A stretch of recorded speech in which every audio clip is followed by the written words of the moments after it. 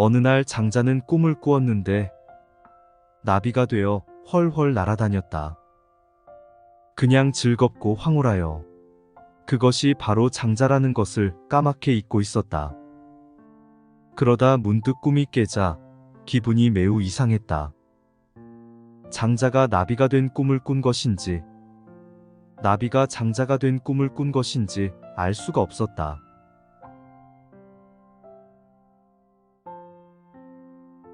장자는 자신의 처가 죽었을 때도 슬퍼하거나 눈물 흘리지 않았다.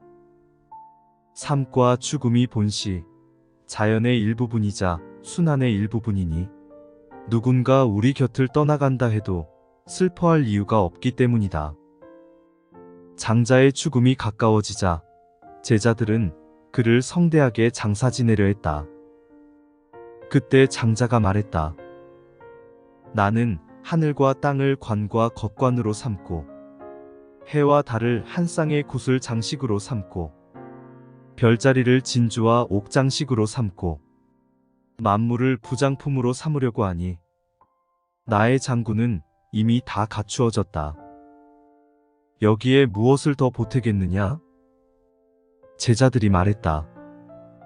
저희들은 까마귀나 솔개가 선생님을 먹어버릴까 두렵습니다. 장자가 말하였다. 땅 위에 놓아두면 까마귀와 솔개가 먹을 것이고 땅 아래에 묻으면 개미들이 먹을 것이다.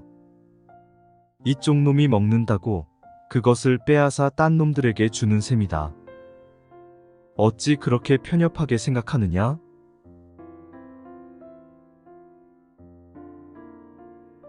이익으로 맺어진 사람들은 어려움에 처하면 서로를 버리지만 하늘이 맺어준 사람들은 어려움에 처하면 서로를 안아준다.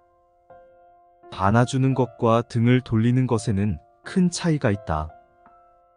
또한 군자의 사귐은 물과 같아서 거칠애 없이 평범하게 오래 이어지지만 소인의 사귐은 그렇지 못하다.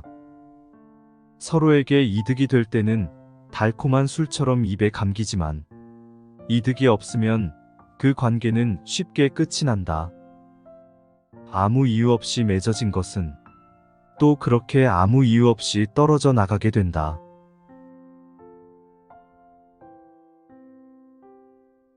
북쪽 바다에는 곤이라는 물고기가 살고 있었다. 곤은 그 크기가 너무나 커서 몇 천리나 되는지 알 수 없었다. 곤이 변하여 새가 되었는데 그 이름을 붕이라 하였다. 붕의 거대함은 그 무엇과도 비교할 수 없을 정도였다. 붕이 한번 날아올라 그 날개를 펼치면 마치 하늘에 들이운 구름과도 같았다. 붕이 북쪽 바다에서 날아오를 때면 그의 날개짓 한 번에 삼천리의 거대한 파도가 일었다. 이 새는 바다가 움직여 태풍이 일면 태풍을 타고 하늘 높이 올라가 회오리 바람과 함께 몇만 리 상공까지 날아올랐다. 이렇게 9만 리를 날아 쉬지 않고 6개월을 비행하여 남쪽의 먼 바다로 날아갔다.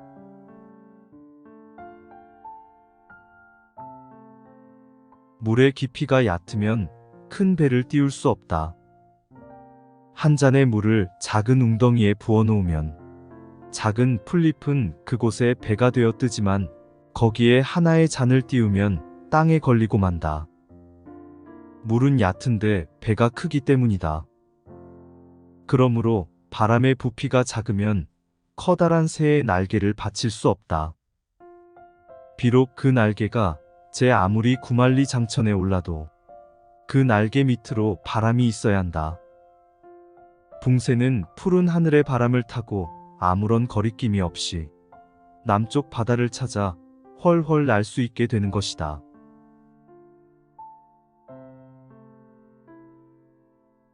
해자가 장자에게 말하였다. 우리 집에 큰 나무 한 그루가 있는데 사람들은 이를 가죽나무라고 부릅니다. 그 줄기엔 옹이가 울퉁불퉁하여 먹죽을 대어 널빤지로 쓸 수 없고 그 가지는 뒤틀려 있어 자를 댈 수도 없을 지경이며 길가에 서 있어도 목수들조차 거들떠보지 않습니다. 이에 장자가 말하였다. 당신은 그 커다란 나무가 쓸모없이 덩그러니 서 있는 것을 걱정하지만 들에다 그것을 심어놓고 그 곁을 거닐거나 때로는 그 아래 드러누워 낮잠을 즐겨볼 생각은 왜 하지 않는가? 그 나무는 도끼에 일찍 찍히지 않을 것이고 아무것도 그것을 해치지 않을 것이니 쓸모가 없다고 하여 어찌 근심거리가 된단 말이오.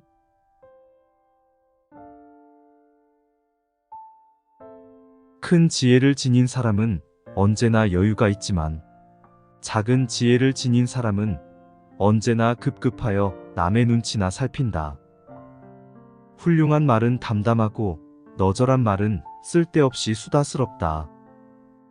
잠을 자거나 깨어 있을 때도 다르다. 보통 사람은 잠자면서도 정신이 복잡하게 뒤섞여 있으며 깨어 있을 때도 무엇인가에 물들어 있다. 그렇게 환경에 얽히어 있고 날마다 그 환경 사이에 갈등과 경쟁을 벌이고 있다. 보통 사람들은 시비거리를 마치 화살을 쏘듯이 내뱉고 승리에 도취되어 자만한다. 시비하는 것에 본래의 천성을 날마다 잃어버리는 것은 마치 무성했던 초목들이 가을과 겨울에 쇠락해가는 것과 같고 깊은 물에 빠져 허덕이는 사람처럼 다시는 돌이킬 수 없게 한다. 천리를 어기고 무력에 빠져 허우적대는 것은 늙어감에 따라 말라비틀어지는 것과 같다.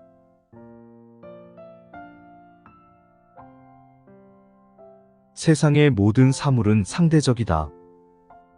자기가 아닌 그의 입장에서 볼 때엔 보이지 않는 것도 자기의 입장에서는 볼 수 있는 것이다. 그러므로 그것은 이것이 있기에 생겼고 이것은 그것이 있기에 생긴 것이다. 이같이 자기는 옳고 남은 그르다는 관념은 상대적으로 발생된 것이다. 생에 상대되는 것으로 사가 있고 사에 상대되는 것으로 생이 있다. 옳은 것 때문에 그른 것이 있고 그른 것 때문에 옳은 것이 있다. 때문에 성인은 상대적 입장에 서지 않고 자연의 입장에서 사물을 보는 것이다. 그것은 시비의 상대성을 초월하여 아무런 분별이 없는 것이다.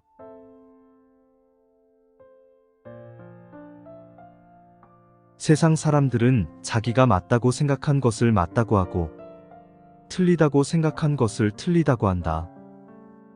그것은 마치 없었던 길을 사람이 통행함으로써 길이 만들어지는 것과 마찬가지로 관습인 것이다. 만물도 그런 것이다. 본래 없었던 명칭을 사람이 만들어 부르게 된 것이다. 왜 그렇다고 긍정하는 것일까? 그것은 남들이 그렇다고 긍정하기 때문에 따라서 긍정하게 된 것이다. 왜 그렇지 않다고 부정하는 것일까? 그것은 남들이 그렇지 않다고 부정하기 때문에 따라서 부정하는 것이다. 만물의 시초를 논한다면 본래 옳고 그르고 가능하거나 불가능한 것도 없다. 이는 또한 어떤 결과이든 옳지 못할 것이 없고 인정 못할 것도 없다는 말이 된다.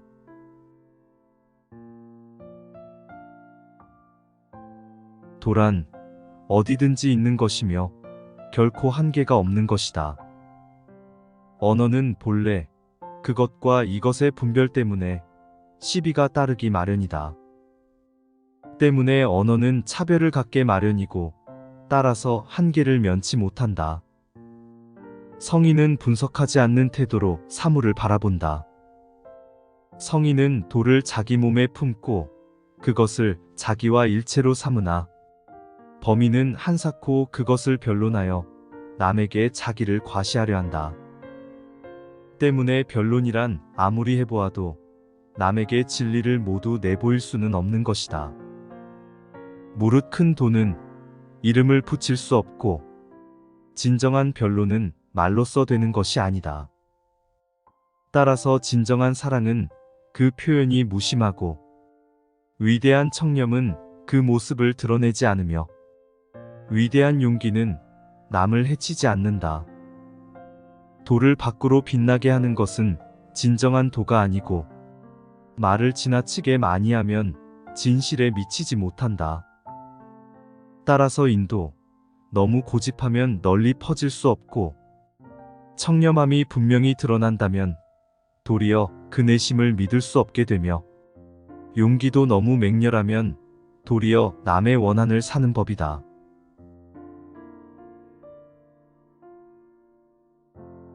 여인은 애 땅의 국경지기의 딸이다. 진나라로 시집갈 때 어찌나 울었는지 눈물로 옷깃을 적셨는데 왕실에 들어선 뒤 푹신한 침상과 맛있는 음식을 즐기게 되었다. 그러자 이전에 울고불고 했던 것을 후회했다고 한다. 마찬가지로 죽은 사람이 죽어보니까 비로소 그 죽음이 편안하여 왜 죽기 전에는 살려고 발버둥쳤는지 후회할지 모른다. 꿈과 현실은 더러 상반된다. 꿈속에 술을 마시며 즐기던 자가 아침이 되어 통곡하는 일도 있으며 꿈속에서 울고불고 했으나 낮에 좋은 일이 생기기도 한다. 꿈속에선 그것이 꿈인 줄 모르고 그 꿈의 기륭을 점치기에 버둥거리다가 꿈에서 깬 뒤에 그것이 한바탕 꿈이었던 것을 알게 되는 것이다. 또한 큰 깨어남이 있어야만 비로소 이 삶이 큰 꿈임을 알게 된다. 그런데 어리석은 사람은 스스로 정신을 차리고 있다고 뽐내고 자기가 명철하게 사물을 보고 있는 줄 안다. 그것뿐인가? 어떤 것은 높다고 추켜 세우고 어떤 것은 천하다고 업신여기니 얼마나 고루한 짓인가?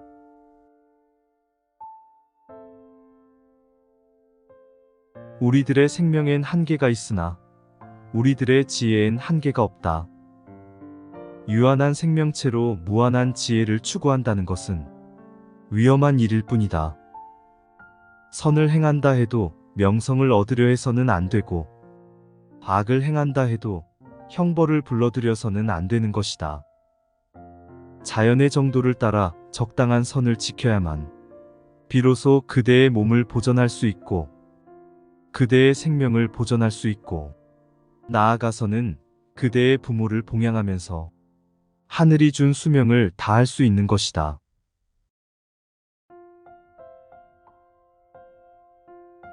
연못가에 사는 꿩은 먹이가 없어 10걸음이나 걸어 나가야 먹이를 쪼고 100걸음이나 나가야 한 모금의 물을 마시지만 사람 손에 잡혀 울 속에 갇히는 것을 원치 않는다.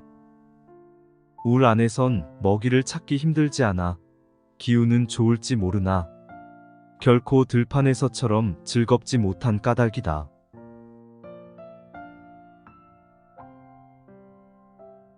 옛날의 진이는 삶을 즐거워할 줄도 모르고 죽음을 싫어할 줄도 몰랐다. 태어남을 기뻐하지도 않고 죽음을 거역하지도 않았다. 의연하게 가고 의연하게 올 따름이다. 그는 처음을 모르며 끝을 알려고 하지도 않는다. 삶을 받으면 그것을 기뻐하고 삶을 잃으면 그것을 제자리로 돌려보낸다. 마음으로써 도를 해치는 일이 없으며 사람의 일로서 하늘의 일에 간섭치 않는다. 이런 경지를 이룬 사람이 바로 진인이다.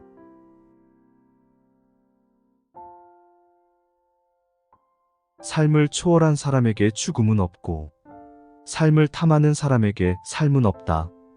그것이 도이다. 도는 모든 것을 보내고 모든 것을 맞아들이며 모든 것을 파괴하고 모든 것을 이룩한다. 이를 일러 동요 속에 평온이란다.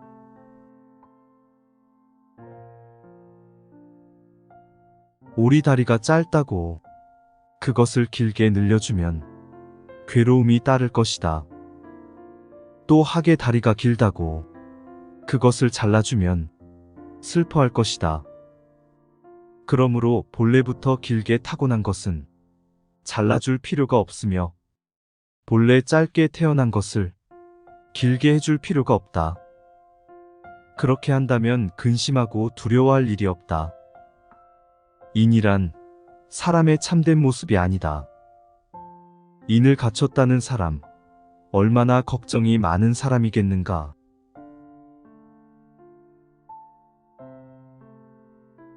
내가 말하는 선이란 세상에서 흔히 일컫는 인의가 아니라 본성 그대로의 모습에 맡긴다는 뜻이다.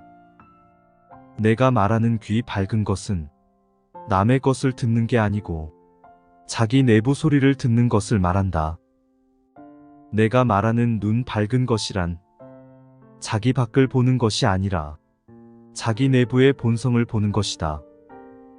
만약 스스로 보지는 않고 남의 것만을 보거나 스스로는 얻지 못하면서 남들을 얻게 하려는 사람은 곧 자기를 버리고 남을 본받자는 사람이다.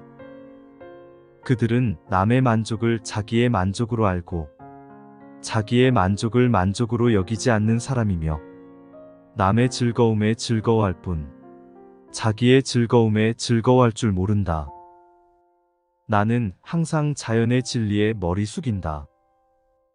그러기에 위로는 인이란 거추장스런 명분을 버리고 아래로는 지나치게 편벽된 행동을 하지 못하는 것이다.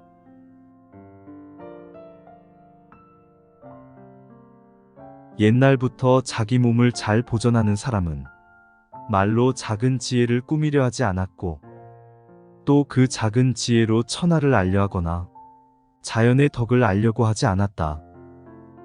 다만 홀로 자기 위치를 지키면서 자기 본성으로 돌아가려 한 것뿐이니 여기에 무슨 인위적인 노력이 필요하겠는가. 도란 본래 인위적인 것이 아니고 덕이란 본래 지혜로 얻어지는 것이 아니다. 인위적인 지혜는 덕을 손상하고 인위적인 작용은 도를 손상한다. 옛말에도 자기 몸을 바로잡을 뿐이다라고 했지 않은가.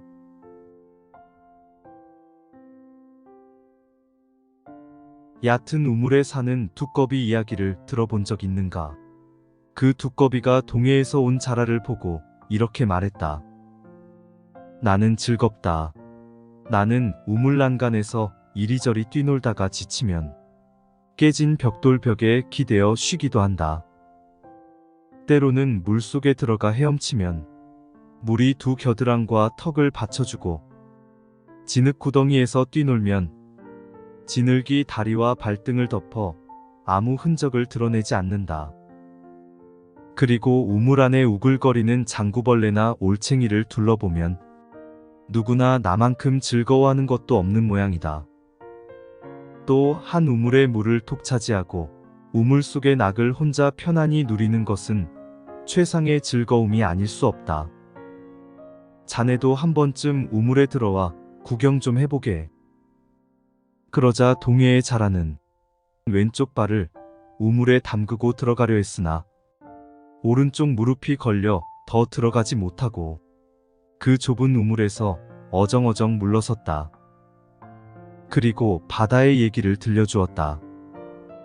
바다는 비록 천리라는 먼 단위를 써도 그 크기를 형용할 수 없고 천길이라는 높은 단위를 써도 그 깊이를 재기에 부족하다. 옛날 우임금 때엔 10년에 9번이나 장마가 졌지만 바닷물은 그 때문에 불어난 일이 없었고 탕 임금 때엔 8년에 7번이나 가뭄이 들었지만 바닷물은 그 때문에 줄어들지 않았다. 시간의 흐름에 따라 변화되거나 물을 더 보태고 덜어내고 하는 데 따라 늘고 줄지 않는 것이 내가 동해에 사는 즐거움이다. 두꺼비가 이 소리를 듣자 깜짝 놀라 넋을 잃었다고 한다.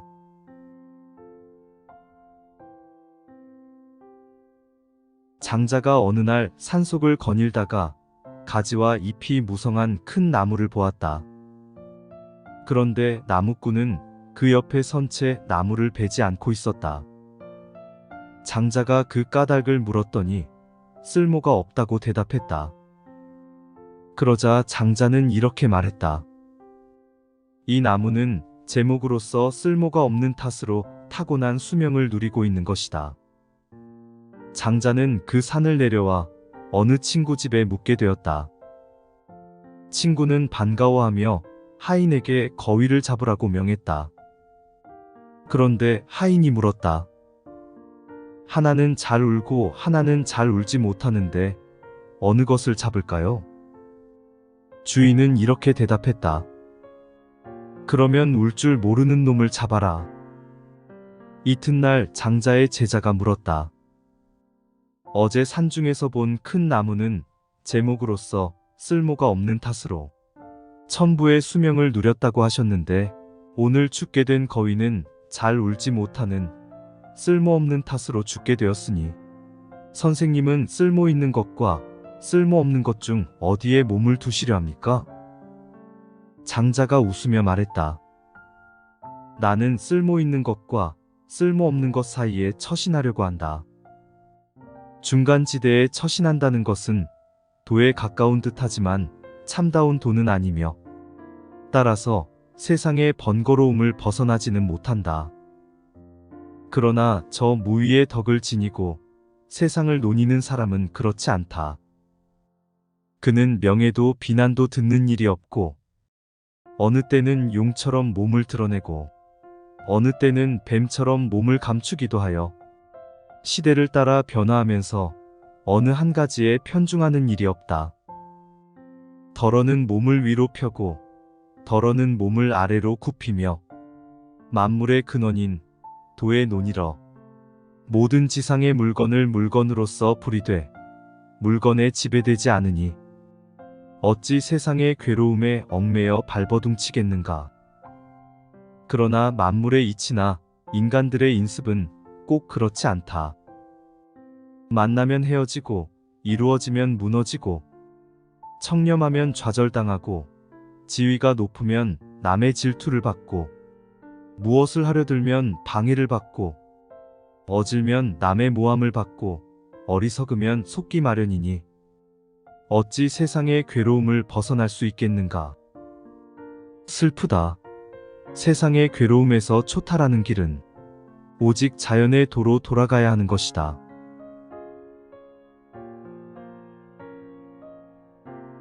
장자는 전국 시기에 활동한 도가의 대표적 인물로 노자의 사상을 계승하여 발전시켰습니다. 장자와 그를 계승하는 후학의 손으로 집필된 책 장자는 도가 사상의 뿌리를 이루는 작품으로서 특유의 자유롭고 철학적인 상상력이 돋보이며 수많은 비유와 우화로 이루어져 있습니다. 장자가 살았던 전국 시기는 온갖 제후가 천하의 패권을 두고 다투던 군웅할 거의 시대였습니다. 이런 혼란 속에서 학문을 배운 선비들, 당시 지식인 계층은 각 나라 제후들을 찾아다니며 자신의 학설을 설파하고 권력에 쓰이기를 바랬습니다. 장자는 이러한 세태가 사회의 혼란을 더욱 가중한다고 여겨 이들을 비판하고 풍자했습니다. 장자의 수록된 수많은 비유와 우화 속에 녹아든 자유와 초월 정신은 장자가 추구하는 바를 분명히 드러냅니다. 마치 곤이 대붕으로 변하여 남쪽으로 날아가듯 장자 역시 혼란한 사회에서 벗어나 무한히 자유로운 정신의 세계로 비상하고 싶었는지도 모릅니다. 장자는 도덕과 예의범절보다는 소박한 태도와 꾸밈없는 솔직함을 좋아했고 권위와 위선을 조롱하고 풍자했습니다. 또한 세상에 뿌리 박힌 고정관념을 과감히 깨부수고 인간의 자유와 초월을 추구했습니다. 그리하여 장자가 전해주는 모든 우화들은 그것이 겉보기에는 허황되고 터무니없어 보이더라도 그 안에 우주와 인생에 대한 심오한 통찰이 들어 있습니다. 장자는 모든 만물이 하나로 연결되어 있음을 말하고 있습니다. 모든 만물이 외형상으로는 다른 형태를 하고 있지만 내적으로는 모두 통하여 근원에서 하나라는 것. 이것이 장자가 하고자 했던 말입니다. 우리는 시시비비를 가려가며 에너지를 낭비하고 명예와 욕심에 얽매여 정신적 속박 안에 살고 있습니다. 그러니 살수록 삶이 무겁고 어렵게 느껴집니다. 장자는 외적인 것에 지나치게 신경 쓰지 말고 모든 존재를 있는 그대로 인정하면서 자유롭게 살아가라고 말합니다. 그리하여 얻게 된 정신적 자유와 유연성으로 평온과 행복에 이를 수 있다고 말입니다. 나비가 된 장자의 우화처럼 우리의 삶은 하룻밤 꿈인지도 모릅니다. 장자의 지혜로운 조언을 통해 우리 마음의 속박에서 벗어나 인생을 자유롭게 논일듯이 살아가는 여유와 편안함을 찾으셨으면 좋겠습니다. 시청해주셔서 고맙습니다.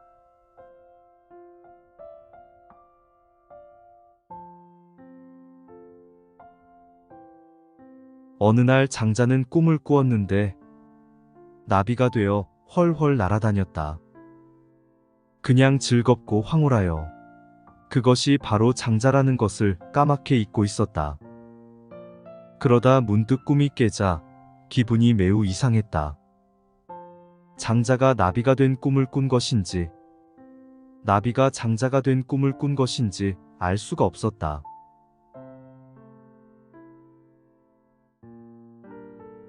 장자는 자신의 처가 죽었을 때도 슬퍼하거나 눈물 흘리지 않았다. 삶과 죽음이 본시, 자연의 일부분이자 순환의 일부분이니 누군가 우리 곁을 떠나간다 해도 슬퍼할 이유가 없기 때문이다. 장자의 죽음이 가까워지자 제자들은 그를 성대하게 장사 지내려 했다. 그때 장자가 말했다. 나는 하늘과 땅을 관과 겉관으로 삼고 해와 달을 한 쌍의 구슬 장식으로 삼고 별자리를 진주와 옥장식으로 삼고 만물을 부장품으로 삼으려고 하니 나의 장구는 이미 다 갖추어졌다. 여기에 무엇을 더 보태겠느냐? 제자들이 말했다. 저희들은 까마귀나 솔개가 선생님을 먹어버릴까 두렵습니다. 장자가 말하였다. 땅 위에 놓아두면 까마귀와 솔개가 먹을 것이고 땅 아래에 묻으면 개미들이 먹을 것이다. 이쪽 놈이 먹는다고 그것을 빼앗아 딴 놈들에게 주는 셈이다. 어찌 그렇게 편협하게 생각하느냐?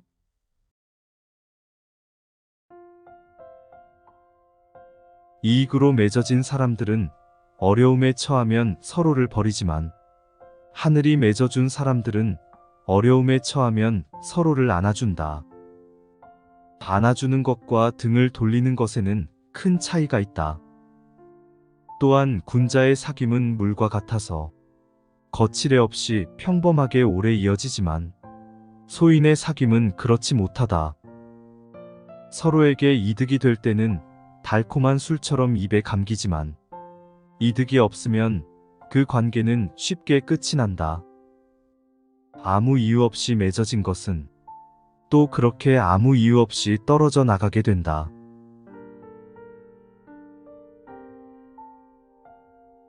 북쪽 바다에는 곤이라는 물고기가 살고 있었다. 곤은 그 크기가 너무나 커서 몇 천리나 되는지 알 수 없었다. 곤이 변하여 새가 되었는데 그 이름을 붕이라 하였다. 붕의 거대함은 그 무엇과도 비교할 수 없을 정도였다. 붕이 한번 날아올라 그 날개를 펼치면 마치 하늘에 들이운 구름과도 같았다. 붕이 북쪽 바다에서 날아오를 때면 그의 날개짓 한 번에 삼천리에 거대한 파도가 일었다. 이 새는 바다가 움직여 태풍이 일면 태풍을 타고 하늘 높이 올라가 회오리 바람과 함께 몇만 리 상공까지 날아올랐다. 이렇게 9만 리를 날아 쉬지 않고 6개월을 비행하여 남쪽의 먼 바다로 날아갔다.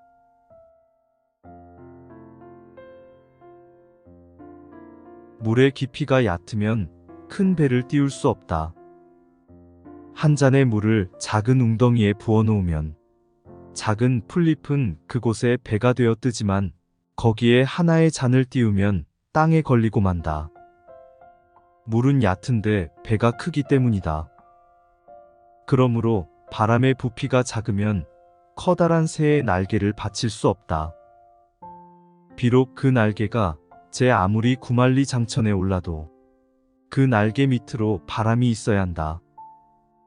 붕새는 푸른 하늘의 바람을 타고 아무런 거리낌이 없이 남쪽 바다를 찾아 훨훨 날 수 있게 되는 것이다.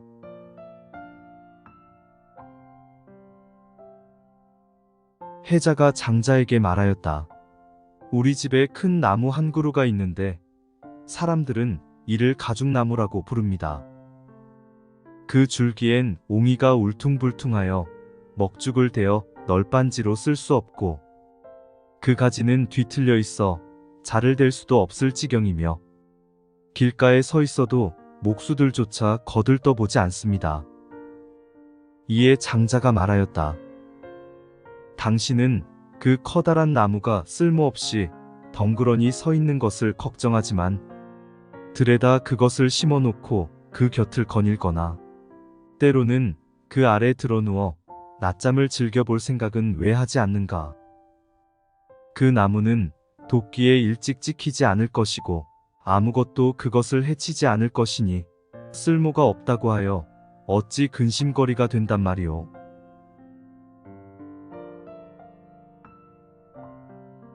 큰 지혜를 지닌 사람은 언제나 여유가 있지만 작은 지혜를 지닌 사람은 언제나 급급하여 남의 눈치나 살핀다. 훌륭한 말은 담담하고 너절한 말은 쓸데없이 수다스럽다. 잠을 자거나 깨어 있을 때도 다르다. 보통 사람은 잠자면서도 정신이 복잡하게 뒤섞여 있으며 깨어 있을 때도 무엇인가에 물들어 있다. 그렇게 환경에 얽히어 있고 날마다 그 환경 사이에 갈등과 경쟁을 벌이고 있다. 보통 사람들은 시비거리를 마치 화살을 쏘듯이 내뱉고 승리에 도취되어 자만한다.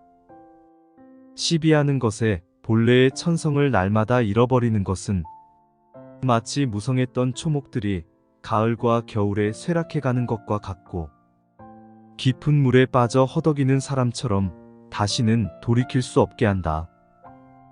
천리를 어기고 무력에 빠져 허우적대는 것은 늙어감에 따라 말라 비틀어지는 것과 같다.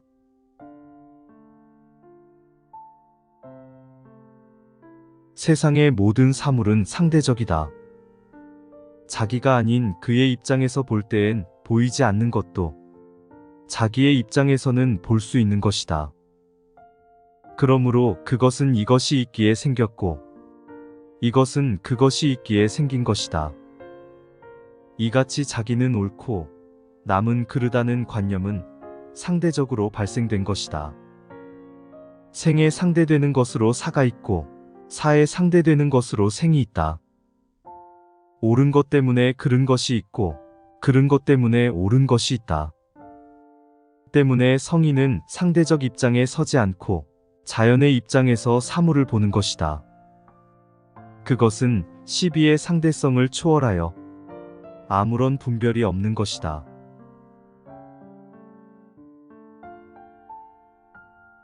세상 사람들은 자기가 맞다고 생각한 것을 맞다고 하고 틀리다고 생각한 것을 틀리다고 한다. 그것은 마치 없었던 길을 사람이 통행함으로써 길이 만들어지는 것과 마찬가지로 관습인 것이다. 만물도 그런 것이다. 본래 없었던 명칭을 사람이 만들어 부르게 된 것이다. 왜 그렇다고 긍정하는 것일까? 그것은 남들이 그렇다고 긍정하기 때문에 따라서 긍정하게 된 것이다. 왜 그렇지 않다고 부정하는 것일까?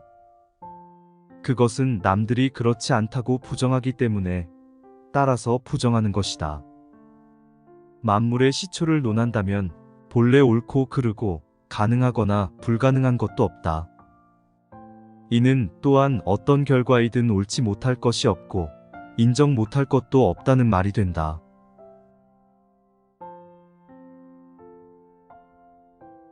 도란 어디든지 있는 것이며 결코 한계가 없는 것이다. 언어는 본래 그것과 이것의 분별 때문에 시비가 따르기 마련이다. 때문에 언어는 차별을 갖게 마련이고 따라서 한계를 면치 못한다. 성인은 분석하지 않는 태도로 사물을 바라본다. 성인은 도를 자기 몸에 품고 그것을 자기와 일체로 삼으나 범인은 한사코 그것을 변론하여 남에게 자기를 과시하려 한다. 때문에 변론이란 아무리 해보아도 남에게 진리를 모두 내보일 수는 없는 것이다. 무릇 큰 도는 이름을 붙일 수 없고 진정한 변론은 말로써 되는 것이 아니다. 따라서 진정한 사랑은 그 표현이 무심하고 위대한 청렴은 그 모습을 드러내지 않으며 위대한 용기는 남을 해치지 않는다. 도를 밖으로 빛나게 하는 것은 진정한 도가 아니고 말을 지나치게 많이 하면 진실에 미치지 못한다. 따라서 인도, 너무 고집하면 널리 퍼질 수 없고 청렴함이 분명히 드러난다면 도리어 그 내심을 믿을 수 없게 되며 용기도 너무 맹렬하면 도리어 남의 원한을 사는 법이다.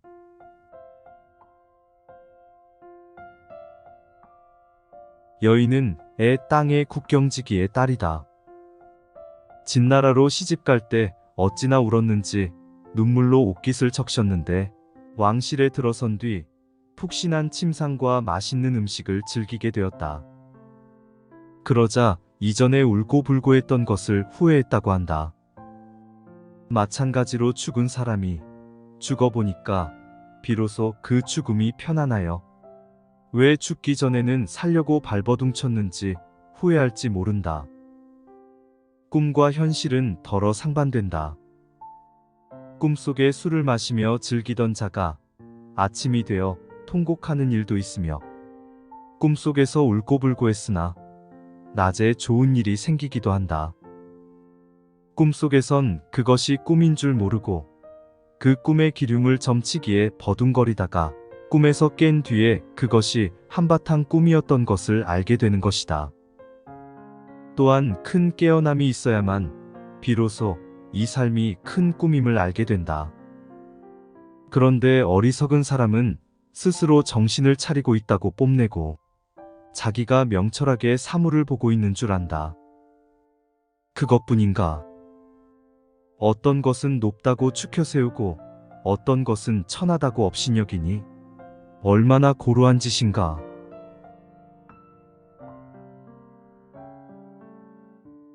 우리들의 생명엔 한계가 있으나 우리들의 지혜엔 한계가 없다.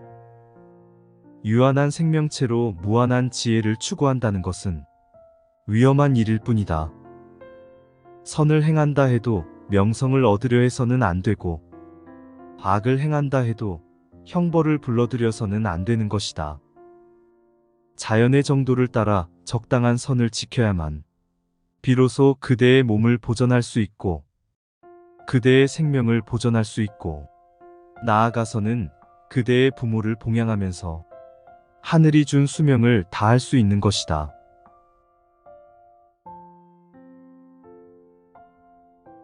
연못가에 사는 꿩은 먹이가 없어 10걸음이나 걸어 나가야 먹이를 쪼고 100걸음이나 나가야 한 모금의 물을 마시지만 사람 손에 잡혀 울 속에 갇히는 것을 원치 않는다. 울 안에선 먹이를 찾기 힘들지 않아 기운은 좋을지 모르나 결코 들판에서처럼 즐겁지 못한 까닭이다.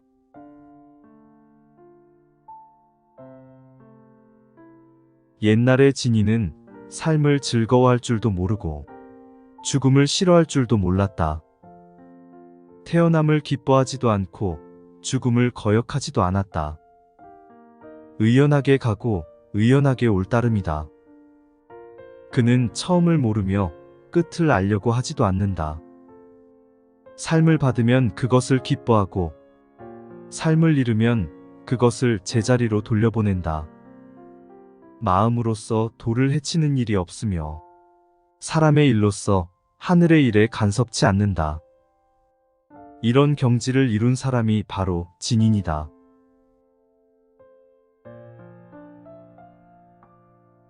삶을 초월한 사람에게 죽음은 없고 삶을 탐하는 사람에게 삶은 없다. 그것이 도이다. 도는 모든 것을 보내고 모든 것을 맞아들이며 모든 것을 파괴하고 모든 것을 이룩한다. 이를 일러 동요 속에 평온이란다.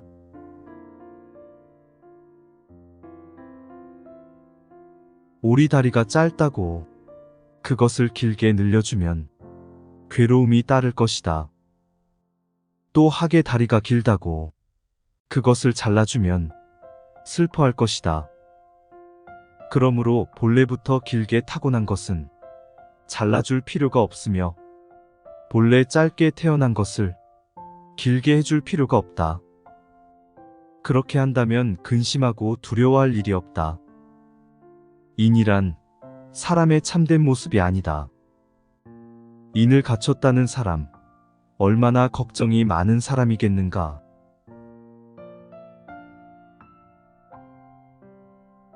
내가 말하는 선이란 세상에서 흔히 일컫는 인의가 아니라 본성 그대로의 모습에 맡긴다는 뜻이다.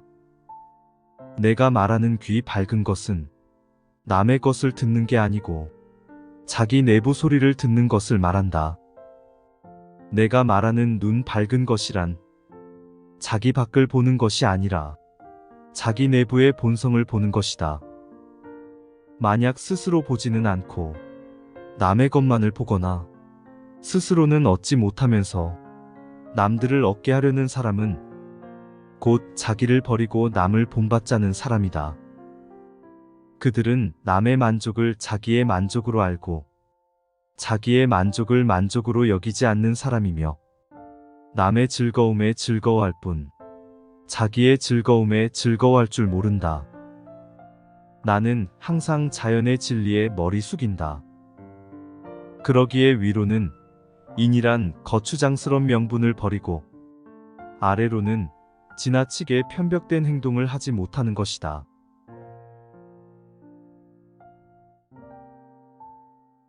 옛날부터 자기 몸을 잘 보존하는 사람은 말로 작은 지혜를 꾸미려 하지 않았고 또 그 작은 지혜로 천하를 알려 하거나 자연의 덕을 알려고 하지 않았다. 다만 홀로 자기 위치를 지키면서 자기 본성으로 돌아가려 한 것뿐이니 여기에 무슨 인위적인 노력이 필요하겠는가. 도란 본래 인위적인 것이 아니고 덕이란 본래 지혜로 얻어지는 것이 아니다. 인위적인 지혜는 덕을 손상하고 인위적인 작용은 도를 손상한다. 옛말에도 자기 몸을 바로잡을 뿐이다라고 했지 않은가.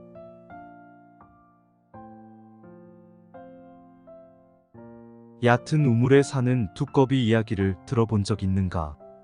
그 두꺼비가 동해에서 온 자라를 보고 이렇게 말했다. 나는 즐겁다.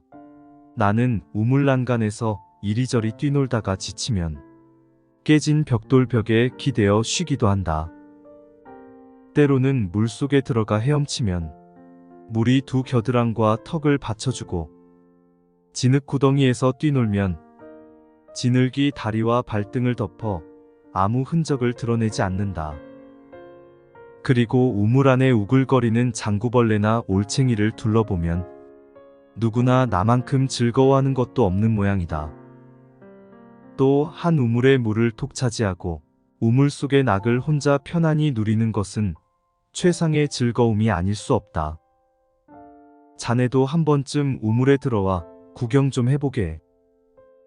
그러자 동해의 자라는 왼쪽 발을 우물에 담그고 들어가려 했으나 오른쪽 무릎이 걸려 더 들어가지 못하고 그 좁은 우물에서 어정어정 물러섰다. 그리고 바다의 얘기를 들려주었다. 바다는 비록 천리라는 먼 단위를 써도 그 크기를 형용할 수 없고 천길이라는 높은 단위를 써도 그 깊이를 재기에 부족하다. 옛날 우임금 때엔 10년에 9번이나 장마가 졌지만 바닷물은 그 때문에 불어난 일이 없었고 탕 임금 때엔 8년에 7번이나 가뭄이 들었지만 바닷물은 그 때문에 줄어들지 않았다. 시간의 흐름에 따라 변화되거나 물을 더 보태고 덜어내고 하는 데 따라 늘고 줄지 않는 것이 내가 동해에 사는 즐거움이다. 두꺼비가 이 소리를 듣자 깜짝 놀라 넋을 잃었다고 한다.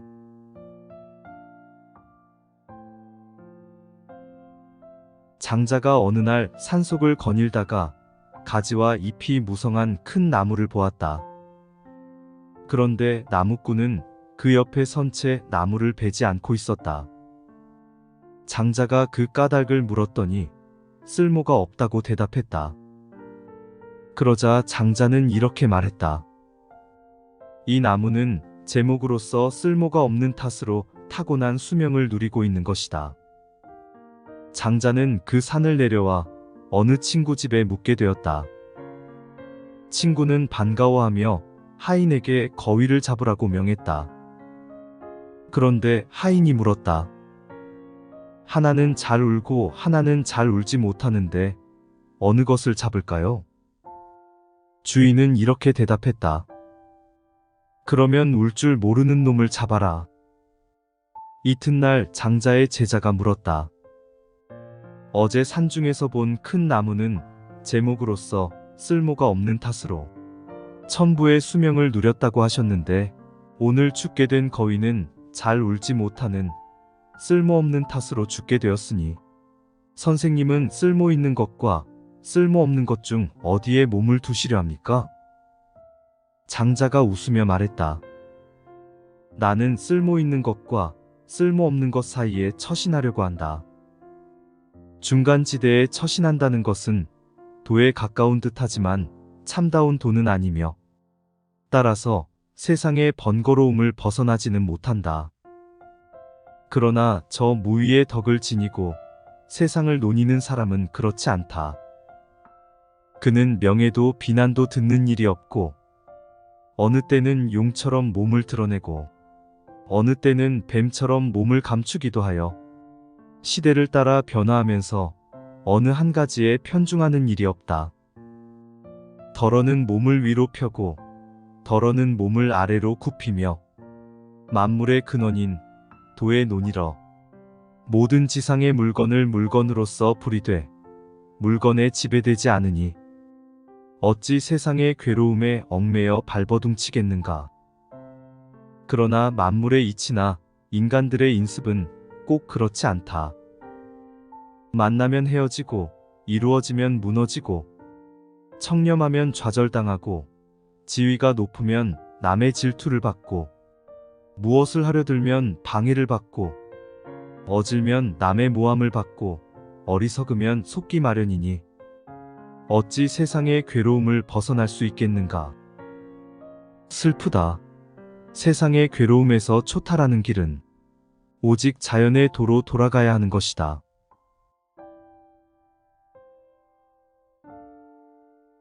시청해주셔서 고맙습니다.